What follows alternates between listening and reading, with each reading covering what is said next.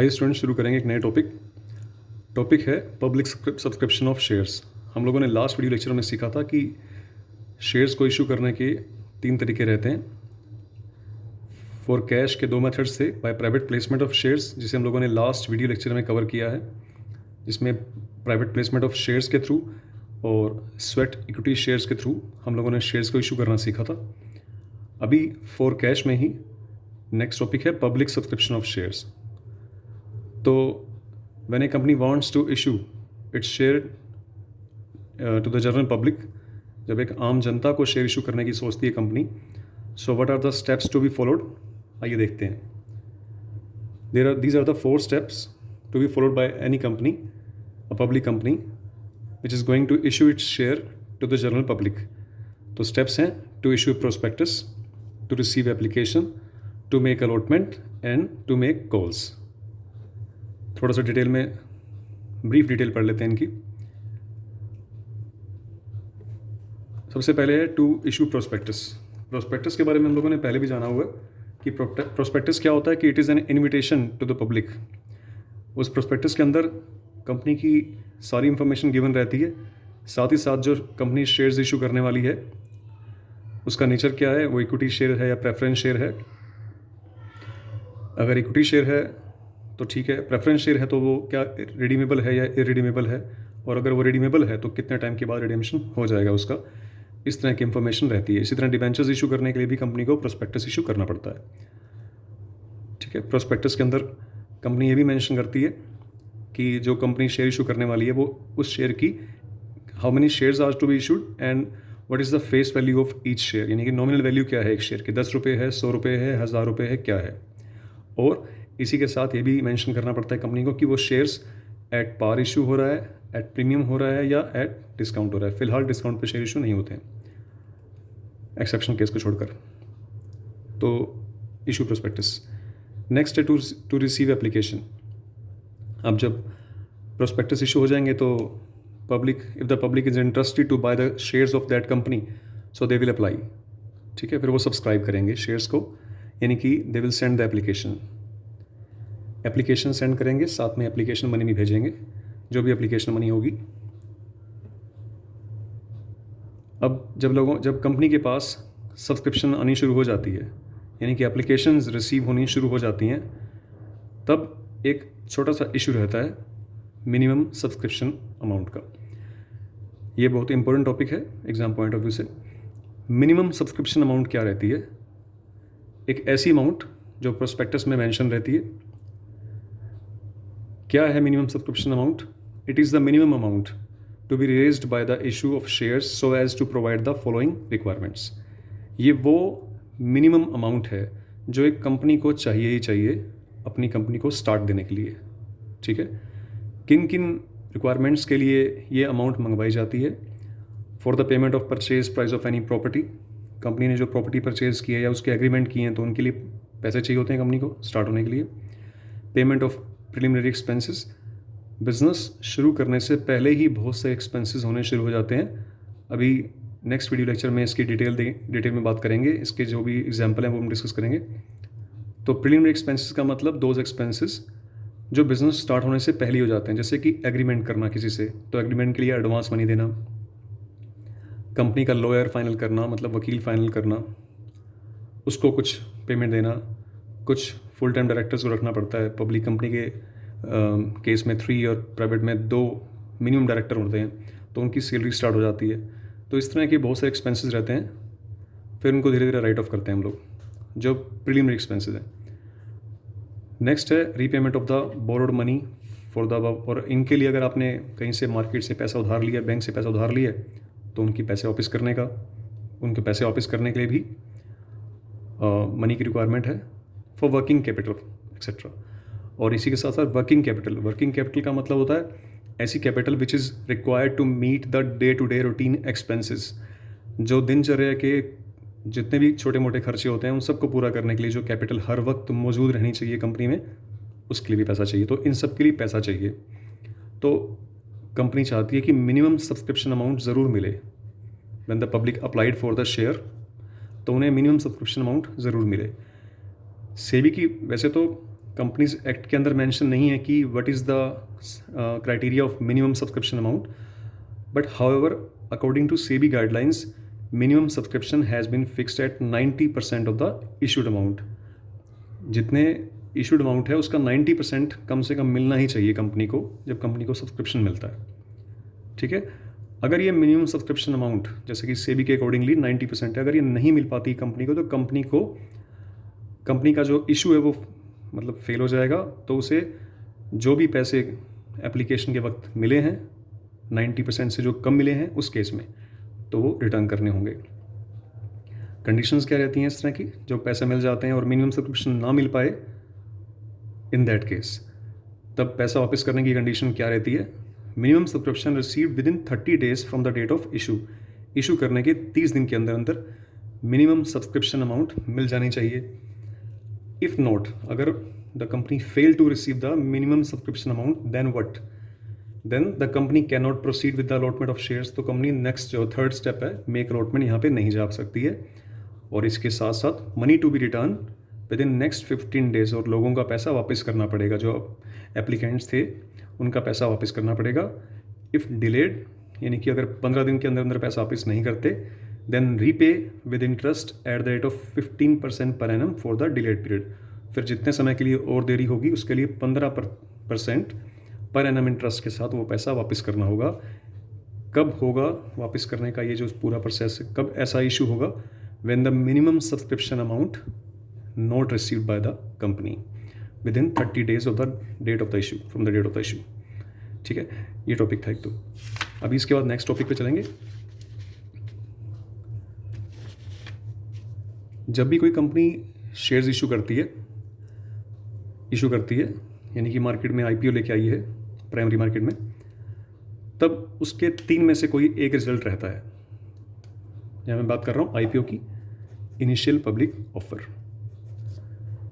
ठीक है, मान लीजिए कंपनी ने 10,000 शेयर्स इशू किए। अब उसके इन 3 में से कोई एक रिजल्ट रहेगा, या तो वो शेयर फुली सब्सक्राइब हो जाएगा। फुली सब्सक्राइब का मतलब कंपनी ने 10,000 शेयर इशू किए और लोगों ने सब्सक्रिप्शन यानी कि एप्लीकेशन भेजी हैं 10,000 के लिए, तो ये शेयर फुली सब्सक्राइब हो गया। अंडर सब्सक्रिप्शन कब होता है? जब जो एप्लीकेशंस हैं वो इशूड से कम रह जाती हैं। इशू कितने किए थे? 10,000 शेयर्स, है ना। और एप्लीकेशंस कितने शेयर्स के लिए रिसीव हुई हैं? 9,000 शेयर्स के लिए एप्लीकेशन रिसीव हुई हैं। तो यहाँ पे अंडर सब्सक्रिप्शन का केस है। In the case of under subscription हमें लास्ट टॉपिक जो पढ़ा है अभी, मिनिमम सब्सक्रिप्शन अमाउंट को चेक करना होता है। और थर्ड केस है ओवर सब्सक्रिप्शन। ओवर सब्सक्रिप्शन में क्या रहता है? सपोज कीजिए कंपनी ने तो इशू किए थे 10,000 shares, but the public has applied for 11,000 shares. ये ओवर सब्सक्रिप्शन है, मतलब मोर देन 10,000। 10,000 फुली सब्सक्राइब हो गया, लेस देन 10,000 अंडर सब्सक्राइब हो गया, मोर देन 10,000 ओवर सब्सक्राइब हो गया। ठीक है, और फुली सब्सक्राइब हो गया तब भी कोई इशू नहीं है। अंडर सब्सक्रिप्शन में अगर मिनिमम सब्सक्रिप्शन अमाउंट मिल चुकी है तब भी कोई इशू नहीं है। ओवर सब्सक्रिप्शन में तो वैसे ही इशू नहीं है, क्योंकि इशूड से ही बहुत ज़्यादा एप्लीकेशन रिसीव हुई हैं। इसके बाद प्रोसेस क्या रहेगा? To make calls. यहाँ एक बात और बताना चाहूँगा आपको मैं, जब भी कोई शेयर्स कंपनी इशू करती है, जैसे किसी शेयर की फेस वैल्यू है 10 रुपीज़, वैसे हम लोग ये टॉपिक हम लोग पहले डिस्कस कर चुके हैं। तो जो 10 रुपीज़ वाला शेयर है जिसकी फेस वैल्यू 10 है, कंपनी के पास ऑप्शन रहता है कि कंपनी इनको 3 ढंग से इशू कर सकती है, 10 का 10 में, 9 में, 11 में। ये फिक्स नहीं है, सिर्फ मैं एक बार मेंशन करने की बता रहा हूँ कि 10 फेस वैल्यू के इक्वल, फेस वैल्यू से कम और फेस वैल्यू से ज़्यादा, इसे बोलते हैं हम लोग 10 का 10 में अगर इशू करेंगे व्हेन द मार्केट वैल्यू, ये मार्केट वैल्यू है, ये फेस वैल्यू है, when the market value is equal to the face value, then we can say it is the shares are issued at par, PAR, par, no profit no loss. अगर 10 वाला share 9 में issue होगा तो इसे बोलेंगे at discount, मतलब discount पे issue किया गया। अगर 10 वाला शेयर 11 में इशू हुआ है तो इसे बोलेंगे एट प्रीमियम।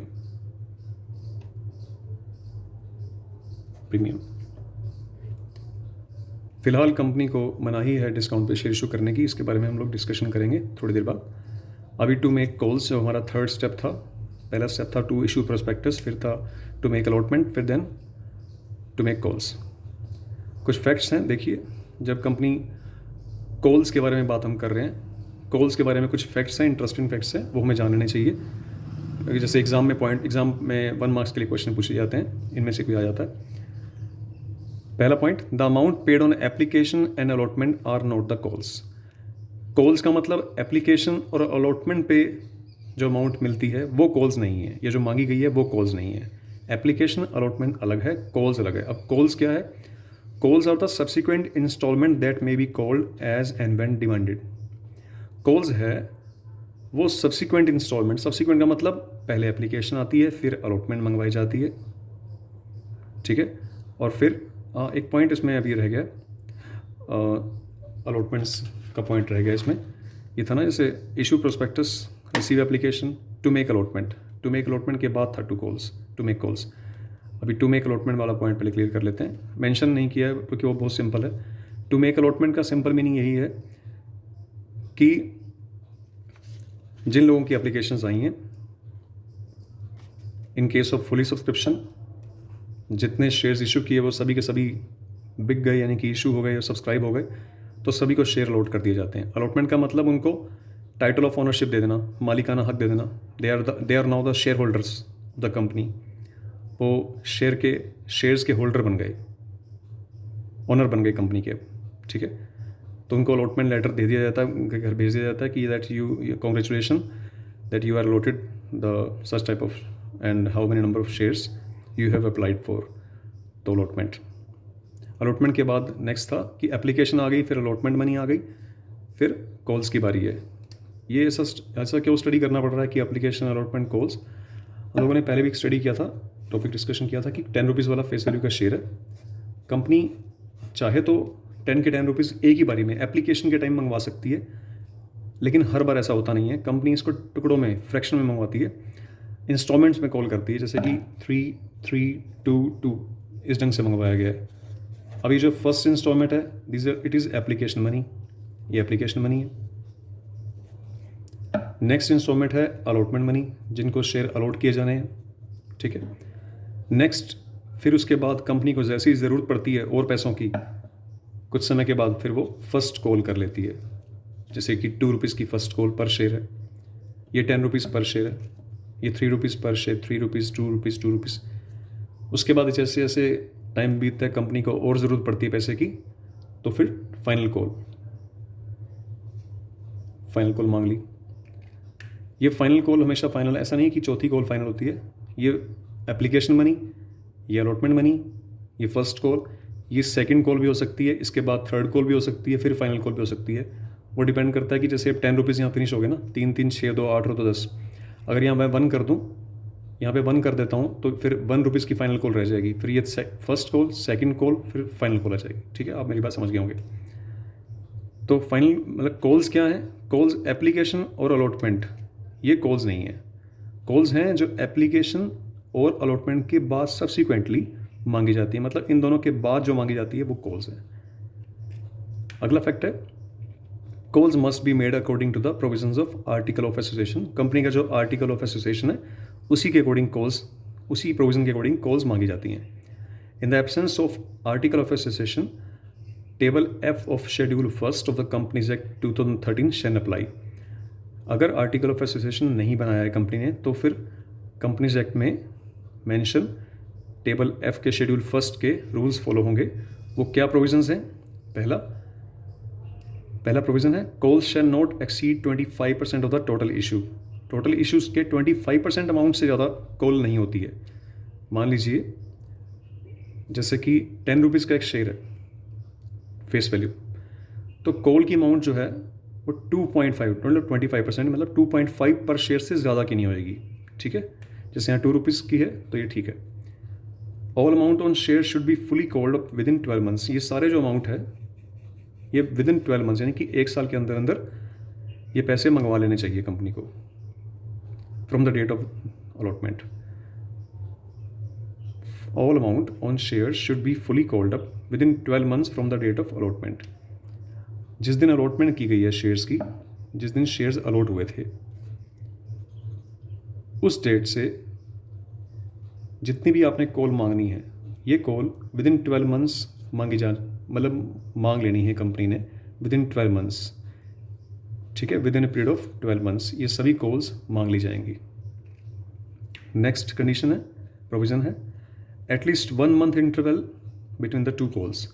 2 कॉल्स हैं, जैसे फर्स्ट कॉल है, सेकंड कॉल है, तो इन दोनों के बीच में कम से कम 1 मंथ का गैप होना ज़रूरी है। 14 days notice, a prior 14 days notice must be sent to the shareholder। जैसे कि फ़र्स्ट कॉल मांगनी है तो कंपनी अलॉटमेंट के जब फर्स्ट कॉल मांगनी है आपने, उससे 14 डेज़ पहले का एक नोटिस शेयर होल्डर के पास चले जाना चाहिए, या मेल चली जानी चाहिए कि आपको 14 डेज़ का टाइम है, आपने फर्स्ट कॉल डिपॉजिट करनी है। इसी तरह जब सेकंड कॉल मांगेंगे तो 14 डेज़ का गैप होना चाहिए, मतलब 14 डेज़ का एक नोटिस उनको भेजा जाना चाहिए bye the company. Uniform basis on all the shares of the same class, एक ही क्लास के जो शेयर्स होते हैं, सेम क्लास के शेयर्स के जो भी कॉल्स मांगी जाएंगी वो यूनिफॉर्म बेसिस पे होनी चाहिए। यूनिफॉर्म बेसिस का मतलब हुआ, जैसे कंपनी के पास टोटल शेयर्स हैं 20,000, फिलहाल उसने 10,000 शेयर इशू किए हैं, तो 10,000 शेयर के जो फैक्टर बनाए थे उसमें 3,322 बनाए थे, तो जो 20,000 शेयर थे, है ना, उस 20 में से 10 इशू कर दिए, तो 10 और इशू फिर किए कंपनी ने, तो उस 10 पे भी फैक्टर यही रहेंगे आपके, मतलब यूनिफॉर्म बेसिस पे रहेगा, ठीक है। तो ये टॉपिक था, इसको आप स्टडी कीजिए। अभी जो नेक्स्ट टॉपिक हम लोग पढ़ेंगे नेक्स्ट वीडियो लेक्चर में, तो प्रैक्टिकल शुरू करेंगे, इशू ऑफ शेयर्स को कैसे करना है वो सीखेंगे हम लोग। Thank you.